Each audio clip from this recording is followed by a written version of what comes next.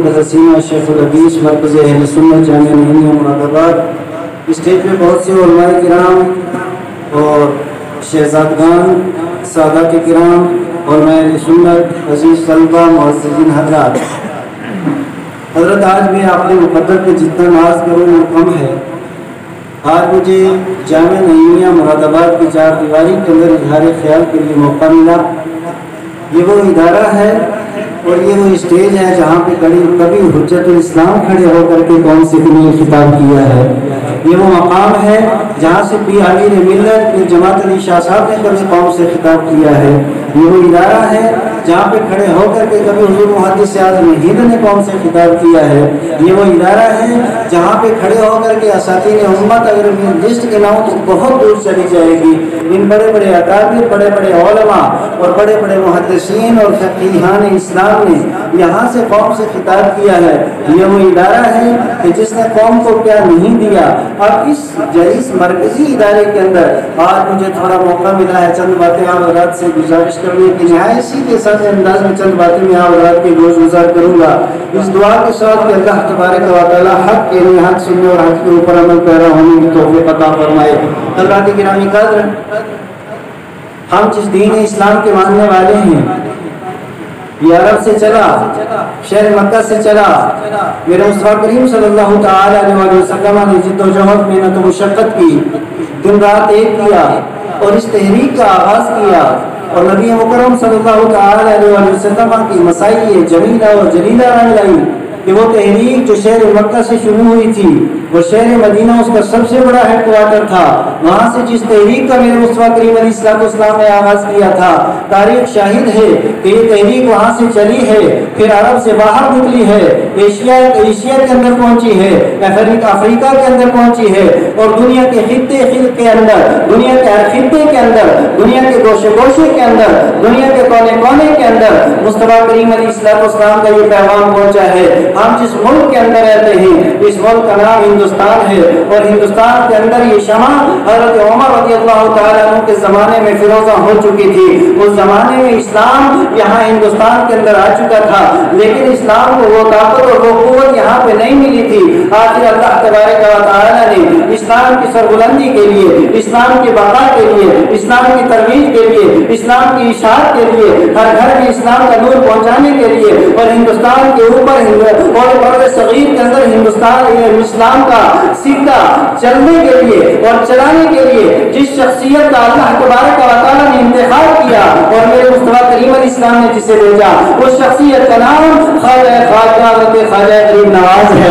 حضرت خواجہ غریب نواز یہاں پہ تشریف لائے ہیں اور تشریف لانے کے بعد پھر آخر تاریخ ہمیں یہ بتاتی ہے کہ جب انہوں نے اشارہ کیا تھا شہاب الدین غوری بھی آئے ہیں اور ان کے بعد سلطان شمس الدین التمش بھی آئے ہیں. اس کے بعد یہ ایک سلسلہ شروع ہوا اور یہاں 800 سال تک مسلمانوں کی حکومت رہی ہے. میں صرف تاریخی حوالے ایک دعا بغیر کے گوش گزار کروں گا. ہندوستان کی سرزمین وہ ہے جہاں صوفیاء کرام کی تو کافی محنت و مشقت ہے، ان کی دعائیں صحرگائی ہے اور انہوں نے بہت زیادہ محنت کی ہے اور محنت کر کے یہاں پہ اسلام کا چراغ روشن کیا ہے. اور وہیں جہاں ہندوستان کے اندر سلاطین جن کے تعلق سے میڈیا کچھ کہے، دنیا کچھ کہے، لیکن حقیقت یہ ہے یہاں کے وہ بادشاہ جنہوں نے یہاں پہ اسلامی حکومت قائم کی تھی ان میں عادل بھی ہیں، نیک سیرت بھی ہیں، عاشق رسول بھی ہیں، حضور کے غلام بھی ہیں. کون نہیں جانتا کہ سلطان شمس الدین التمش حضرت خواجہ قطب الدین بختیار کاکی رحمہ اللہ کے مرید بھی ہیں، ان کے خلیفہ بھی ہیں. جب خواجہ دنیا سے تشریف لے گئے تھے انہوں نے 5 شرطیں لگائی تھی. میری نماز جنازہ وہ پڑھے گا جس کی نماز تہجد کبھی قضا نہ ہو، میری نماز جنازہ وہ پڑھائے گا جس کی فجر میں تکبیر اولا کبھی نہ چھوٹی ہو، میری نماز جنازہ وہ پڑھائے گا بغیر وضو کے جس نے آسمان کی طرف نہ دیکھا ہو، میری نماز جنازہ وہ پڑھائے گا زندگی بھر جس نے غیر محرم کا چہرہ نہ دیکھا ہو، میری نماز جنازہ وہ پڑھائے گا. یہ ساری کی ساری جب انہوں نے شرطیں لگا دی 3 دن تک جنازہ رکھا رہا. آخرکار دہلی کے تخت کے اوپر بیٹھنے والا سلطان شمس الدین التمش آگے بڑھا اور آگے بڑھ کر کے خواجہ کا جنازہ پڑھایا اور پڑھانے کے بعد کہا میرے پیر و مرشد ساری زندگی کو میں چھپتا رہا، آج آپ دنیا سے تشریف لے گئے اور میرا راز بھی آپ نے کھول دیا ہے. اتنا کہنا ہے یہ دلی کے تخت کے اوپر بیٹھنے والے कैसे नेक सीरत है। ये तो अब्बा जान की बात है, अब जरा बेटे की बात सुनिए। इन्हीं के बेटे सुल्तान नासिरुद्दीन महमूद तारीख फरिश्ता उठा करके देखिए, ये आपके घर के अंदर बैठे हुए थे। इतने में सामने से इनका एक खादिम आया और उससे कहा ताजुद्दीन इधर आओ। वो आदमी आया और आकर के चला गया। एक दिन गुजरा, 2 दिन गुजरे, 4 दिन गुजरे, 6 दिन गुजरे, काफी दिन गुजर गए। तो उसके बाद तो मुसाहिब उन्हें मिलने के लिए नहीं आए। आखिरकार उन्होंने कहा कि फलां आदमी आया क्यों नहीं, वजह क्या है? कहा हुजूर वाला वो अपने घर के अंदर बैठ गए और वो ये समझ बैठे हैं कि बादशाह वक्त मुझसे नाराज हो गए हैं, इसलिए कि मेरा नाम तो मोहम्मद है और उन्होंने ताजुद्दीन कहकर के मुझे पुकारा है, लिहाजा वो नाराज है, इसी वजह से मेरा नाम नहीं लिया। कहा जाओ उनको बुला करके लाओ। जब बुला करके लाया गया, कहा तू आया क्यों नहीं? कहा हुजूर वाला आप नाराज हैं। कहा ऐसी तो कोई बात नहीं। कहा हुजूर वाला फिर आपने मेरा नाम क्यों नहीं लिया? कहा इसलिए कि जिस वक्त तू मेरे सामने था मैं नाम तो लेना चाह रहा था, लेकिन उस वक्त मुझे वुजू नहीं था, इसलिए बगैर वुजू इसमें नाम, इसमें नबी मुकर्रम सल्लल्लाहु अलैहि वसल्लम के नाम पर तेरा नाम है और नफ्स मोहम्मद बगैर वुजू के लेना मेरी गैरत से गवारा नहीं किया है। मुझे सिर्फ इतनी बात आपसे, अगर ये सारी बातें मैं तारीफ के सामने रखूं तो फिर रात भी चली जाएगी और बात खत्म नहीं होगी। मुझे इतनी बात अर्ज करनी है कि यहाँ के जो बादशाह हैं, सबसे ज्यादा जो बदनाम किया जाता है वो सुल्तान औरंगजेब आलमगीर रहमतुल्लाह के ताल्लुक से कहा जाता है कि वो जालिम भी थे, वो जालिम भी थे, वो ये भी थे, वो भी थे, वो क्या भी थे। लेकिन तारीफ हमें ये भी बताती है, यही बनारस की सरजमीन है, वहाँ पे एक छोटी लड़की थी, 14 साल जिसकी उम्र थी, और उसके साथ वहाँ का हाकिम जबरदस्ती शादी करना चाहता था। और उस बेटी ने कहा मेरे वालिदैन आपको घबराने की जरूरत नहीं, मैं सीधी बादशाह वक्त के पास जाती हूँ, वहाँ से मर्दाना ड्रेस उसने पहना है और मर्दों जैसे कपड़े उसने पहने हैं और सीधी दिल्ली की तरफ चली गई है। और वहाँ जामा मस्जिद जुमे का दिन है, जामा मस्जिद दिल्ली से जब बादशाह वक्त ने जुमे की नमाज अदा की, वापस आए, सीढ़ियों के ऊपर उस बच्ची के साथ मुलाकात हुई और कहा बेटा मेरे यहाँ आ जाना महल के अंदर। वहाँ जब गए और वहाँ गुफ्तगू के दौरान उन्होंने 1-2 बार नहीं 14 बार कहा बेटा तू वापस चले जाना, शादी कर लेना, कोई बात नहीं, इतना कहना था। वापस आ गई लड़की और आने के बाद जब वो बनारस की सरजमीन के ऊपर पहुंचती है, उसके बाद वालिदैन ने कहा तू क्या करके आई है? कहा मुझे जरूर वहां से जरूर मेरी मदद होगी। तारीख ये बताती है जब शादी की तारीख तय हो गई थी, उस वक्त हाकिम बड़ा मजे में था। इतने में सुल्तान औरंगजेब आलमगीर आए और बेस बदल करके आए और आने के बाद फिर उस हाकिम को सख्त तरीन सजा दी है, उसे कत्ल करवाया है। कहा राया के ऊपर जुल्म क्यों करता है? और फिर जब नमाज जोहर का वक्त हुआ बनारस की सरजमीन के ऊपर, उन्होंने नमाज अदा की है और उस जगह के ऊपर गैर मुस्लिमों ने मस्जिद की तामीर की है। मैं इख्तिसार के साथ ये बातें आप की बारगाह में इसलिए पेश कर रहा हूँ कि यहाँ जो सलातीन वक्त थे वो दीनदार भी थे, हुजूर नबी पाक इस्लाम का दीन जानने वाले भी थे, आशिक रसूल भी थे और ये सिलसिला चलता रहा। 800 साल तक हिंदुस्तान की सरजमीन के ऊपर मुसलमानों ने हुकूमत की है और हिंदुस्तान को महाभारत बनाने वाले मुसलमान हैं। अफगानिस्तान से लेकर के बांग्लादेश तक ये सारे का सारा मुत्तहिदा हिंदुस्तान, राजमारे को खत्म करने वाले मुसलमान हैं और यहाँ छोटी छोटी सल्तनतों को खत्म करने वाले मुसलमान हैं। हिंदुस्तान को मुत्तहिद करने वाले मुसलमान हैं, हिंदुस्तान को पूरा मुल्क बनाए रखने वाले मुसलमान हैं, गैर मुस्लिमों के साथ उसने सलूक करने वाले मुसलमान हैं, यहाँ भाईचारे की फजा पैदा करने वाले मुसलमान हैं। और ऐसे भाईचारा उन्होंने पैदा किया है, ऐसी फजा उन्होंने बनाई है और भारत को इतना ज्यादा मजबूत किया है। जब मुगलों का दौर था और उस दौर के यहाँ के जो जहाज तैयार होते थे तो पूरी दुनिया के अंदर जो समंदरी जहाज जहाँ पे तैयार होते थे पूरी दुनिया के अंदर वो मशहूर थे। और जो हिंदुस्तान का कपड़ा बनता था ये यूरोप की मंडियों के अंदर मेड इन इंडिया लिख करके वहाँ पे बेचा जाता था। वहाँ का कपड़ा हिंदुस्तान के नाम पर, यानी हिंदुस्तान को सोने की चिड़िया कहा जाता था और हिंदुस्तान को सोने की चिड़िया बनाने वाले और यहाँ इत्तेसारी लोग मजबूत करने वाले और यहाँ हिंदुस्तान को पूरी दुनिया के अंदर मशहूर करने वाले कोई और नहीं है। नवाज के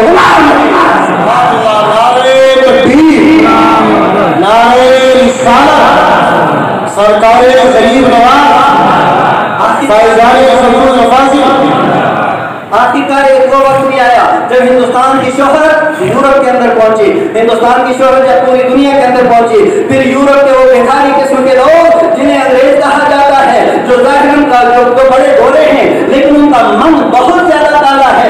आखिरकार वो यहाँ पे तो बिजनेस करने के लिए आए थे, तिजारत करने के लिए आए थे, ईस्ट इंडिया اور بنانے کے بعد یہاں پہ انہوں نے پنجے گاڑے ہیں. لیکن یہ بھی اپنی بات بھی یاد رکھیے, بہادر شاہ ظفر ہندوستان کا آخری بادشاہ تھا. انگریزوں نے اگر حکومت کی تھی تو مسلمانوں سے, تخت لیا تھا مسلمانوں سے, تاج لیا تھا مسلمانوں سے, انہوں نے سب کچھ چھینا تھا مسلمانوں سے, اور سب سے زیادہ اگر ظلم کیا ہے تو مسلمانوں کے اوپر ظلم کیا ہے. تاریخ یہ بتاتی ہے اتنا زیادہ ظلم کیا ہے. بہادر شاہ ظفر کو جب رنگون کے اندر قید کیا گیا, صبح ناشتے کا وقت ہوا اور ناشتہ سامنے رکھا گیا, جب پردہ ہٹایا گیا تو ان کے 12 بیٹوں کا سر سامنے رکھا ہوا تھا. وہ ظلم و ستم انگریزوں نے کیا ہے. یہی دلی کی جامع مسجد ہے. یہ دلی کی جامع مسجد جب شاہجہاں نے بنوائی تھی, بنانے کے بعد شاہجہاں نے اسے تالا لگا دیا تھا کہ اس مسجد کے اندر آپ کا عقیدہ دیکھیں, اس زمانے کے سلاطین کا عقیدہ کیا ہے, اسے تالا لگا دیا تھا کہ آپ تب تک یہاں نماز ادا نہیں کی جائے گی جب تک نبی پاک علیہ السلام خود آ کر کے یہاں نماز ادا کی. تاریخ یہ بتاتی ہے ایک دن بادشاہ سویا ہوا ہے, رات کو سویا ہوا ہے, تہجد کا وقت ہوا, اتنے میں خواب دیکھتا ہے. آقا کریم علیہ السلام تشریف لائے ہیں اور آ کر کے دہلی کی جامع مسجد کے حوض کے کنارے میں مصطفیٰ کریم علیہ السلام نے وضو فرمایا ہے اور اس کے بعد نماز ادا کی ہے. پھر بادشاہ فوراً لال قلعے سے دوڑتا ہوا آیا اور آنے کے بعد جب دیکھا تو دہلی کی جامع مسجد کے اندر وضو کے آثار اور وہاں پانی ابھی اسی طرح رکھا ہوا تھا. آج بھی دہلی کے حوض پہ چلے جائیے, وہ جگہ روک کر کے رکھی تھی جہاں پہ مصطفیٰ کریم نے وضو فرمایا. اللہ کی گرامی بات, میں اتنا کہنا چاہتا ہوں, یہی وہ دہلی کی جامع مسجد اور یہی وہ شان والا حوض ہے. اس حوض کو انگریزوں نے اپنے گھوڑوں کا, اور اس مسجد کو انگریزوں نے اپنے گھوڑوں کا استقبال بنایا. اس حوض کو دین سے بھر دیا گیا تھا اور دہلی لال قلعے سے لے کر کے دہلی کی جامع مسجد تک اور دہلی کی جامع مسجد سے لے کر کے فتح پوری جامع مسجد تک کوئی درخت ایسا نہیں تھا جس درخت کے اوپر ایک عالم دین کو پھانسی نہ دی گئی ہو. ہندوستان کی دارالسلطنت دہلی کے اندر 1000 مدرسے تھے, انگریزوں نے سب کو مسمار کر دیا. صرف متحدہ بنگال تھا, بنگلہ دیش اور موجودہ بنگال, اس کے اندر 80,000 مدرسے تھے, انگریزوں نے سارے کے سارے مسمار کر دیے. آخر کا وجہ کیا تھی؟ یہ مدرسوں کو ونڈوز کیوں کیا جا رہا تھا, یہ علماء کو پھانسی کے پھندے کے اوپر کیوں چڑھایا جا رہا تھا, یہ علماء کا قتل عام کیوں ہو رہا تھا, یہ علماء کو زندہ کیوں جلایا جا رہا تھا, 4000 علماء کو ایک دن کیوں شہید کیا جا گیا تھا. اس کی وجہ یہ تھی کہ اس زمانے کا جو ڈی ایم ہوتا تھا عالم دین ہوتا تھا, اس زمانے کا کلکٹر عالم دین ہوتا تھا, اس زمانے کا تحصیلدار عالم دین ہوتا تھا, اس زمانے کا صدر الصدور عالم دین ہوتا تھا. مولانا حمداللہ مدرسی یہ کیا ہے, علامہ مفتی صدر الدین آزمگاہ کیا ہے, علامہ فضل خیر آبادی کیا ہے, یہ بڑے بڑے عہدوں کے اوپر تھے. اب یہ عہدہ انگریزوں نے علماء سے چھینا تھا. سب سے زیادہ ظلم و ستم انہوں نے علماء پہ کیا ہے اور مسلمانوں کی یادگار مٹانے کی کوشش کی ہے. لیکن تاریخ یہ بتاتی ہے اور پھر آخرکار انہوں نے اپنی رشتہ دوانوں کے ذریعے, مکاری کے ذریعے, عیاری کے ذریعے اسی ہندوستان کی دھرتی کو جس وقت پورا اقتدار انہوں نے حاصل کر لیا ہے, پھر 90 سال تک بلا شرکت غیر انگریزوں نے یہاں پہ حکومت کی ہے. لیکن یہ انگریز افیون کی گولی کھا کر کے نہیں آئے تھے, یہ مکاری لے کے آئے تھے, عیاری لے کر کے آئے تھے, بدماشی لے کر کے آئے تھے. اور آپ نے اسی عیارانہ دماغ کی بنیاد پر اسی ہندوستان کو جب انہوں نے اپنا مسکن بنایا ہے اور یہاں کی حکومت انہوں نے سنبھالی ہے, پھر انہوں نے کیا کیا ہے, یہاں طرح طرح کے مولوی پیدا کر دیے. وہ مولوی پیدا کر دیے جو نبی مکرم صلی اللہ تعالیٰ علیہ وسلم کی ذات کے خلاف بھونکتے ہوں. ایسے پیر پیدا کر دیے جو بالکل جعلی ہوں, جن کا حقیقت کے ساتھ کوئی تعلق نہیں. بلکہ یہاں تک کہ انہوں نے پنجاب کے اندر ایک شخص کو پیدا کر دیا جسے غلام احمد قادیانی کہتے ہیں, اور اس نے نبوت کا دعویٰ تک نبوت کا دعویٰ بھی اس نے کر دیا. اس طرح کے بے شمار کیڑے مکوڑے ہندوستان کی دھرتی کے اوپر انگریزوں کی سرپرستی کے اندر یہ سب لوگوں نے جنم لیا ہے. پورے ہندوستان کی سرزمین کو اور پوری یہاں کی فضا کو, یہ ہندوستان وہ ہے جو خواجہ غریب نواز کی نگری, جو قطب الدین مختار کاکی کی نگری, جو حضرت نظام الدین اولیاء کے ہمارے جو بزرگوں کا مسکن, یہاں پہ روحانیت, یہاں پہ بھائی چارہ, یہاں پہ پیار, یہاں پہ محبت, اور اس ساری محبت کو اگر زہرآلود کیا ہے تو انگریزوں نے کیا ہے, انگریزوں نے سوچ نے کیا. پورے ہندوستان کی دھرتی کو, پورے ہندوستان کی فضا کو جب اس طریقے سے انہوں نے زہرآلود کر دیا ہے, اور ضرورت اس بات کی تھی کہ مسلمانوں کے ایمان کی حفاظت کی جائے, مسلمانوں کے عقیدے کی حفاظت کی جائے, مسلمانوں کے نظریے کی حفاظت کی جائے, حضرت خواجہ غریب نواز کے لگائے ہوئے چمن کی حفاظت کی جائے. تو اللہ تبارک و تعالیٰ نے کرم فرمایا کہ آپ دیکھیے پہلی صدی سے لے کر کے 13ویں صدی تک بہت سے مجددین یہاں پر تشریف لائے پوری دنیا کے اندر. کسی کے دور میں ایک فطرہ ہے, کسی کے دور میں 2 فطرے ہیں, کسی کے دور میں دور میں 6 فطرے ہیں، لیکن 14ویں صدی کے اندر 1 فطرہ نہیں، 2 فطرہ نہیں، 4 فطرے نہیں، 6 فطرے نہیں، جہاں پہ کہیں فتنہ خانویت ہے، کہیں فتنہ امبیڈکریت ہے، کہیں پہ فتنہ گلوہیت ہے، کہیں پہ فتنہ دیوبندیت ہے، کہیں پہ فتنہ غیر مقلدیت ہے، کہیں پہ فتنہ قادیانیت ہے، کہیں فتنہ غیر بہائیت ہے، کہیں پہ فتنہ سر سید احمد خان ہے۔ یہ طرح کے فطرے ہندوستان کی دھرتی کے اوپر تھے۔ ان سارے فطروں کے لیے اللہ تبارک و تعالیٰ نے ہندوستان کی دھرتی کے اوپر ایک ایسے مجاہد اعظم کو، مجدد اعظم کو بریلی شریف کی دھرتی میں پیدا کیا جس نے ہر فطرے کا منہ توڑ جواب دیا ہے۔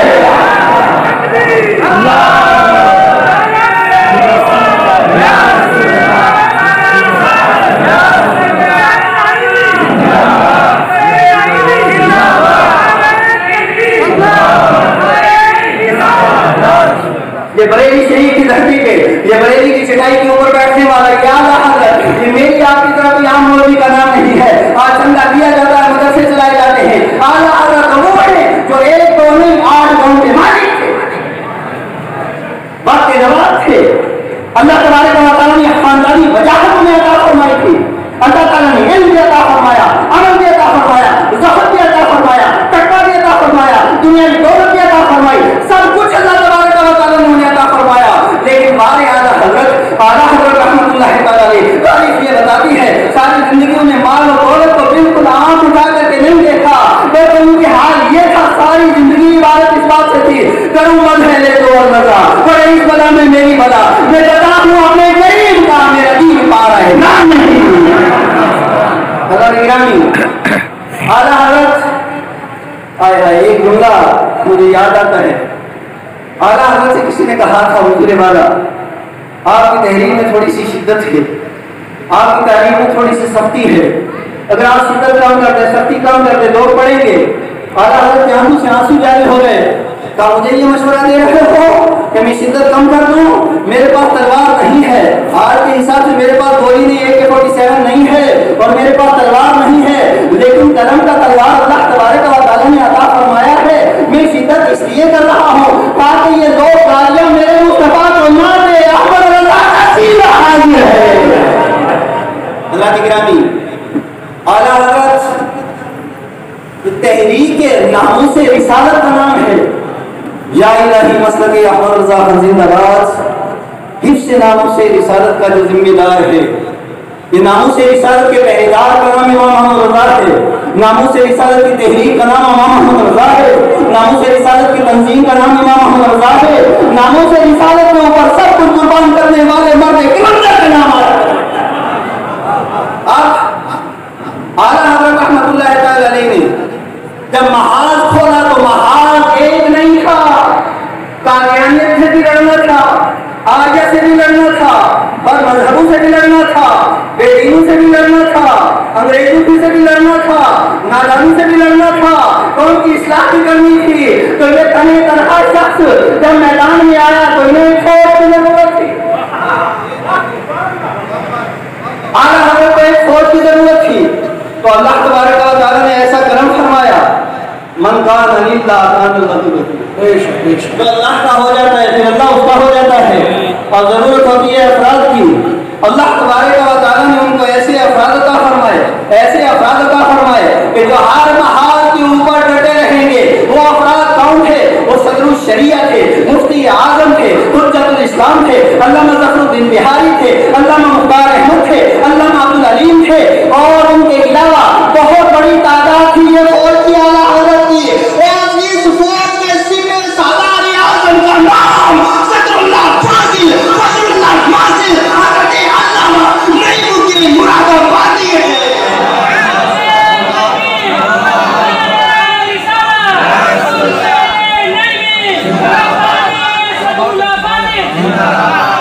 نعرہ تکبیر، نعرہ رسالت، فیضان صدر الافاضل، فیضان صدر الافاضل، ان سے رحیمی۔